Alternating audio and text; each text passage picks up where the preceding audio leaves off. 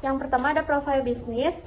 Inspirasi di balik bisnis dimsum kuah tom yum. Usaha dimsum kuah tom yum muncul dari keinginan untuk menciptakan sesuatu yang baru, segar, dan juga berbeda di pasar kuliner. Industri makanan dan minuman selalu menarik perhatian karena potensi pasar yang sangat besar dan terus berkembang, terutama dengan semakin populernya tren makanan yang menggambarkan cita rasa lokal dan internasional.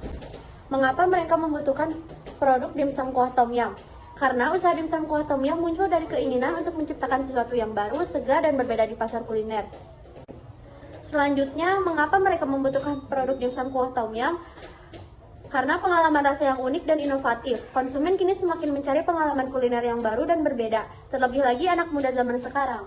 Dimsum kuah tom yum ini menghadirkan kombinasi rasa yang tidak biasa, yaitu gurih dan kenyal dari dimsum, dipadukan dengan rasa kuah yang pedas, asam, dan segar.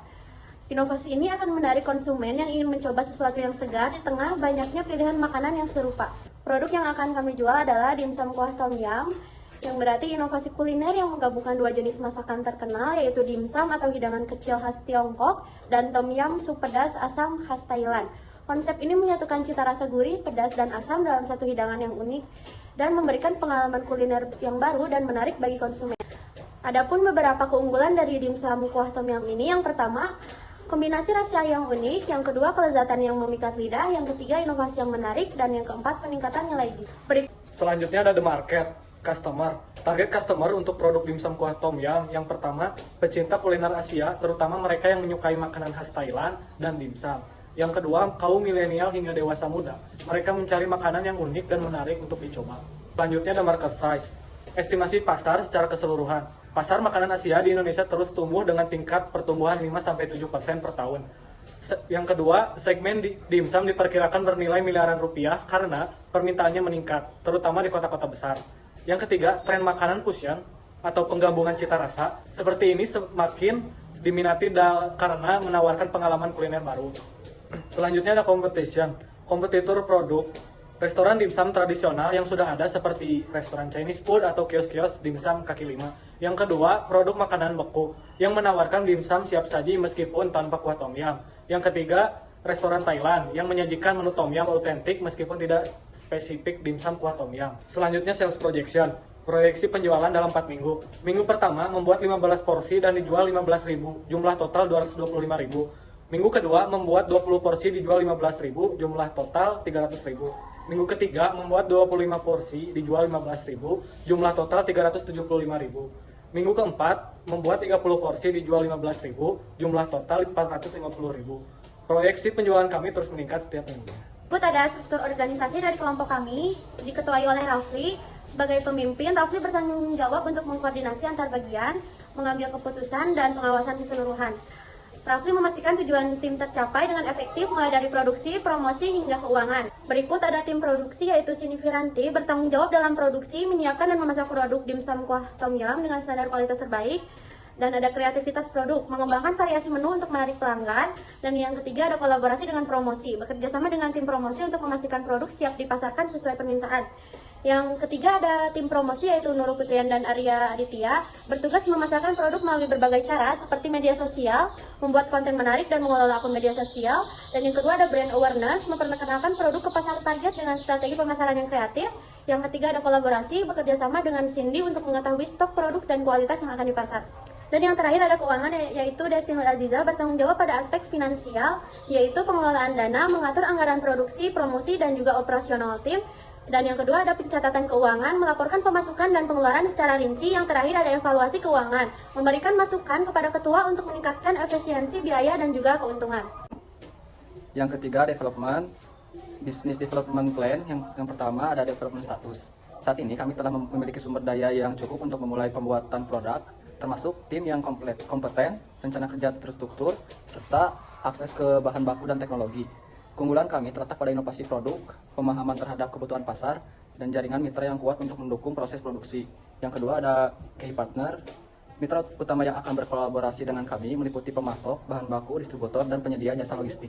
Pemasok menjamin ketersediaan material berkualitas, distributor memperluas jangkauan pasar, dan jasa logistik memastikan produk sampai ke konsumen tepat waktu. Kolaborasi ini memperkuat rantai pasok, meningkatkan efisiensi, dan mendukung keberhasilan usaha secara berkelanjutan. Yang ketiga ada production process.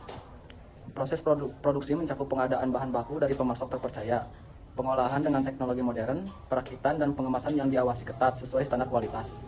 Produk jadi akan melalui pengujian sebelum didistribusikan ke pasar. Proses ini dirancang untuk efisiensi, konsistensi, dan ramah lingkungan guna memenuhi kebutuhan konsumen. Yang keempat ada key activities. Aktivitas kunci meliputi inovasi produk, manajemen produksi, pemasaran, dan layanan pelanggan. Inovasi memastikan relevansi produk, manajemen produksi menjaga kualitas, strategi pemasaran, memperluas pasar, dan layanan pelanggan membangun kepuasan serta loyalitas konsumen. Semua aktivitas ini dirancang untuk mendorong keberhasilan usaha secara berkelanjutan. Selanjutnya adalah financing. Yang pertama ada financing strategi yang terdiri dari beberapa poin. Poin pertama adalah anggaran keuangan dan rencana kegiatan. Berikut adalah anggaran keuangan dan rencana kegiatan kami. Ada biaya operasional. Di biaya operasional ini kami memiliki alat sendiri sehingga lebih efisien. Yang kedua ada bahan baku. Yang ketiga adalah kemasan dengan jumlah total 764.500. Dalam rencana kegiatan tersebut, anggaran keuangan yang sudah tadi saya sebutkan adalah untuk 1 kali pembuatan dimsum kuah tom yum. Jadi modal awal kami yaitu 250.000 dengan total biaya produksi 1 kali pembuatan yaitu 146.775. Berikut adalah uraian dari biaya produksi. Ya, total biaya produksi kami yaitu 4.000 dari gas melon, 8.700 dari biaya bahan baku, 970 rupiah dari biaya kemasan dengan total 13.670 rupiah. Harga per cup dimsum kuah tom yum yaitu 15.000 rupiah dikurangi total biaya produksi yaitu 13.670 rupiah sehingga keuntungan yang kami dapat per cupnya yaitu 5.215 rupiah. Nah, keuntungan untuk 15 cup yaitu 15 dikali 5.215 sama dengan 78.225 rupiah. Untuk pendapatan sehari kami, jika harga 15.000 dikali 15 yaitu 225.000 rupiah dengan keuntungan kotor 225.000 rupiah dikurangi 78.225 sehingga total biaya produksi untuk 15 cup yaitu 146.775 rupiah. Selanjutnya adalah bagaimana penawaran kami terhadap para investor apabila usaha kami untung, yaitu dengan pembagian keuntungan, diantaranya ada profit sharing. Pembagian keuntungan berdasarkan laba bersih setelah dikurangi biaya operasional. Contoh skema tersebut adalah jika para investor menyetor modal sebesar 10 juta rupiah atau 20% dari total modal, maka pembagian keuntungan dapat dilakukan sebagai berikut. Keuntungan bersih bulanan atau asumsi pendapatan tetap yaitu 78.225 rupiah dikali 30 hari yaitu 2.346.750 rupiah. Pembagian untuk investor 20% dikali 2.346.750 rupiah, hasilnya yaitu 469.350 rupiah per bulannya. Nasi dan hasil yang sudah saya sebutkan tadi bisa bervariasi tergantung pada volume penjualan. Ketiga ada payback period yang dimana hal ini sangat penting untuk menghitung berapa lama waktu yang diperlukan bagi investor untuk mendapatkan kembali modalnya. Yaitu jika investor menyetor uang 10 juta rupiah dan keuntungan bulanan adalah 469.350 rupiah, maka payback periodnya adalah sekitar 21 bulan. Bagaimana dengan investor apabila usaha kami rugi? Yang pertama akan kami lakukan yaitu pembagian kerugian. Jika usaha kami mengalami kerugian, misalnya karena penjualan yang menurun atau biaya tak terduga, maka kerugian akan kami bagi sesuai dengan persentase investasi. Contohnya yaitu jika terjadi kerugian sebesar 1 juta rupiah dalam 1 bulan dan investor memiliki 20% saham, maka investor akan menanggung kerugian sebesar 200.000 rupiah. Dan selanjutnya adalah transparansi dan komunikasi, yang dimana menjaga komunikasi terbuka dengan investor mengenai perkembangan usaha kami dan kondisi keuangan secara berkala. Hal ini akan membantu dan membangun kepercayaan dan memastikan bahwa investor merasa terlibat dalam proses pengambilan keputusan. Proyeksi cash flow kami selama 4 minggu berturut-turut ini, kuantiti atau produksinya terus meningkat selama 4 minggu berturut-turut. Dari cash flow tersebut, kami memperoleh perhitungan laba rugi, yaitu pendapatan dikurangi beban. Pendapatan yaitu Rp1.350.000, lalu bebannya Rp976.000, maka totalnya yaitu Rp374.000.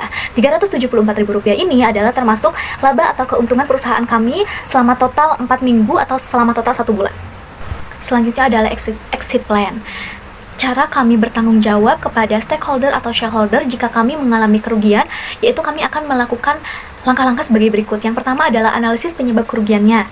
Kami akan melakukan analisis mendalam untuk memahami penyebab kerugian. Apakah disebabkan oleh penurunan penjualan, kenaikan biaya bahan baku, atau faktor eksternal seperti persaingan yang ketat. Lalu memahami akar masalah untuk mengambil langkah perbaikan yang tepat. Yang kedua ada komunikasi transparan. Kami akan segera menginformasikan kepada semua stakeholder, termasuk investor, karyawan, dan pemasok, mengenai situasi keuangan di perusahaan kami. Keterbukaan ini sangat penting untuk menjaga kepercayaan dan menunjukkan bahwa kami bertanggung jawab atas keadaan yang terjadi. Yang ketiga adalah rencana pemulihan. Kami akan membuat rencana pemulihan yang jelas. Hal ini bisa mencakup strategi untuk meningkatkan penjualan serta promosi atau penambahan varian menu baru. Misalnya, kami akan memperkenalkan dimsum dengan rasa baru atau menawarkan paket diskon untuk menarik pelanggan. Yang keempat adalah penghematan biaya. Kami akan meninjau semua biaya operasional dan cari cara untuk mengurangi pengeluaran tanpa mengorbankan kualitas produk kami. Misalnya dengan renegosiasi kontrak dengan pemasok untuk mendapatkan harga bahan baku yang lebih baik atau mengoptimalkan penggunaan sumber daya. Inovasi produk dan layanan. Kami akan melakukan inovasi baik dari segi produk maupun segi layanan. Kami akan menawarkan variasi baru atau memperbaiki layanan pelanggan yang dapat meningkatkan daya tarik usaha kami di pasar yang kompetitif. Selanjutnya adalah bentuk tanggung jawab kami kepada para stakeholder. Yang pertama adalah investor. Kami akan memberikan laporan secara berkala mengenai perkembangan usaha dan langkah-langkah yang akan kami ambil untuk mengatasi kerugian. Kami akan memastikan para investor memahami bahwa kami berkomitmen untuk memperbaiki situasi dan memulihkan keuntungan. Jika memungkinkan, kami juga akan menawarkan opsi untuk menambah investasi guna mendukung pemulihan usaha kami. Yang kedua, kepada pemasok. Kami akan mendiskusikan situasi dengan pemasok dan akan mencari solusi bersama, seperti penundaan pembayaran atau pengaturan ulang kontrak agar kedua belah pihak dapat bertahan selama masa sulit. Yang ketiga adalah pelanggan. Kami akan mempertahankan hubungan baik dengan pelanggan melalui komunikasi yang baik dan tawaran khusus untuk menjaga loyalitas mereka. Misalnya dengan program loyalitas atau diskon bagi pelanggan tetap, sehingga dapat membantu mempertahankan basis pelanggan. Selanjutnya adalah marketing plan. Yang pertama mendapatkan leads. Leads itu kayak menarik perhatian si calon pembeli. Jadi bagaimana cara kita untuk menarik perhatian calon pembeli itu? Yang pertama, kita akan membuat konten sekreatif mungkin. Jadi konten ini akan menarik audiens yang mencari produk atau mencari solusi dan membantu mengedukasi mereka tentang produk kami. Jadi ketika mereka kayak membutuhkan sesuatu, apalagi misalkan membutuhkan produknya makanan, kita tuh harus bisa menarik mereka dengan konten-konten kita. Cara yang kedua adalah sosial media marketing. Gunanya platform sosial seperti Instagram, Facebook, atau TikTok untuk berbagi konten menarik dan memicu percakapan. Gunakan iklan berbayar di platform untuk menarik audiensnya lebih luas. Setelah mendapatkan lead, cara berikutnya adalah mengubah mereka menjadi pelanggan yang membeli produk makanan kita. Strateginya seperti email marketing. Jadi kayak kirimkan email yang berisi resep baru, tips penggunaan produk, atau penawaran spesial kepada leads. Buatlah serangkaian email yang membimbing mereka menuju pembelian dengan memberikan penawaran menarik seperti diskon pembelian pertama. Cara yang kedua ada sampel produk. Tawarkan sampel gratis dan diskon besar pada pembelian pertama. Apalagi kita misalnya membangun bisnis baru atau produk baru. Jadi itu akan mendorong calon pelanggan untuk mencoba tanpa kita mendapatkan resiko atau kita beresiko. Yang terakhir adalah pelanggan setia. Mendapatkan pelanggan memang penting, tetapi mempertahankan mereka untuk membeli berulang kali jauh lebih penting. Jadi strategi di kelompok kami itu, yang pertama buat program loyalitas yang memberikan poin atau diskon khusus bagi pelanggan yang sering membeli produk kita. Misalnya, dapatkan satu produk gratis setelah pembelian 6 atau 7 si dimsum kuahnya. Atau kita berikan diskon 10% setelah pembelian pertama.